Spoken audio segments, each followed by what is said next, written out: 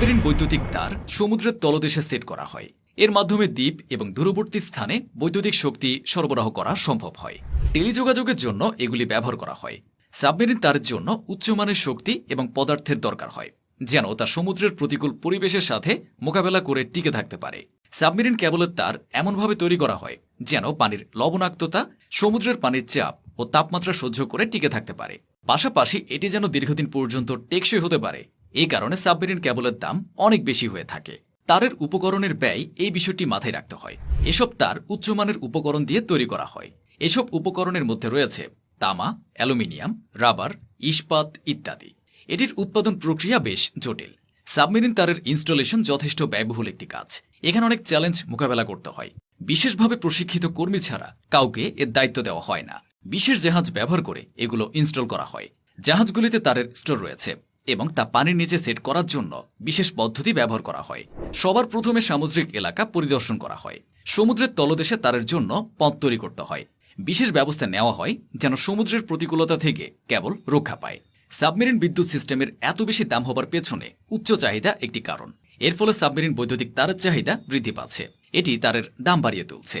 Submarine বৈদ্যুতিক তারের জন্য যেসব উপকরণ ও সরঞ্জাম প্রয়োজন হয় তা সবসময় অ্যাভেলেবল থাকে না। তবে অনেকে মনে করেন যে নতুন প্রযুক্তি ব্যবহার করলে উপকরণের দাম কমানো সম্ভব হতে পারে। সময় ও শ্রমের ব্যয় কমানো যেতে পারে। সমুদ্রের তলদেশে কেবলের কোনো ক্ষতি হলে তা মেরামত করা বেশ চ্যালেঞ্জিং। সাবমেরিন কেবল সিস্টেম এমন এক ধরনের সিস্টেম যা সমুদ্রের নিচ দিয়ে বিভিন্ন দেশের মধ্যে টেলিযোগাযোগ ব্যবস্থা স্থাপন করে। 1850-এর দশকে প্রথম সাবমেরিন কমিউনিকেশন কেবল টেলিগ্রাফি ট্রাফিক বহন করে মহাদেশগুলির মধ্যে প্রথম তাৎক্ষণিক টেলিযোগাযোগ সংযোগ স্থাপন করেছিল। যেমন প্রথম ট্রান্স আটলান্টিক টেলিগ্রাফ কেবল, যা 1858 সালের 16 আগস্ট কার্যকর হয়েছিল। সাবমেরিন কেবল একটি ভিন্নধর্মী টেলিযোগাযোগ মাধ্যম। রেডিও ট্রান্সমিশনের মাধ্যমে ইথারে ছুড়ে দেওয়া হয় তথ্য, আয়োনোস্ফিয়ার হয়ে আমাদের কাছে ফেরত আসে। সাধারণত দ্রুত যোগাযোগের জন্য খুঁটির মাধ্যমে তার স্থাপন করা হয়। এটি একটি নির্দিষ্ট ভূখণ্ডে সম্ভব, কিন্তু মহাদেশ থেকে মহাদেশে যোগাযোগের জন্য সমুদ্রের নিচ দিয়ে তারের মাধ্যমে সংযোগ স্থাপন করা হয়। গভীরতার সাথে তুলনা করতে গিয়েই সাবমেরিনের সাথে মিল রেখে নাম দেওয়া হয়েছে সাবমেরিন কেবল। বর্তমানে বিশ্বজুড়ে সাবমেরিন কেবল যোগাযোগের জন্য সবচেয়ে উত্তম মাধ্যম হিসেবে ব্যাপকভাবে পরিচিত। কেউ যদি সাবমেরিন কেবল বের করে অপটিক্যাল ফাইবার যোগ করে তাহলে তথ্য চুরি হতে পারে।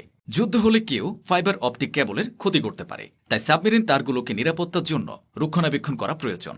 টেরেস্ট্রিয়াল ফাইবার অপটিক তারের সাথে তুলনা করলে সাবমেরিন ফাইবার অপটিক তারের অনেক সুবিধা রয়েছে। অপটিক্যাল ফাইবার দিয়ে লম্বা দূরত্বে অনেক কম সময়ে বিপুল পরিমাণ তথ্য পরিবহন করা যায়। অপটিক্যাল ফাইবারের আরও অনেক সুবিধার মধ্যে উল্লেখযোগ্য হল এই ব্যবস্থায় তথ্য পরিবহনে তথ্য ক্ষয় কম হওয়ার পাশাপাশি তড়িৎচুম্বকীয় প্রভাব থেকে মুক্ত ইত্যাদি।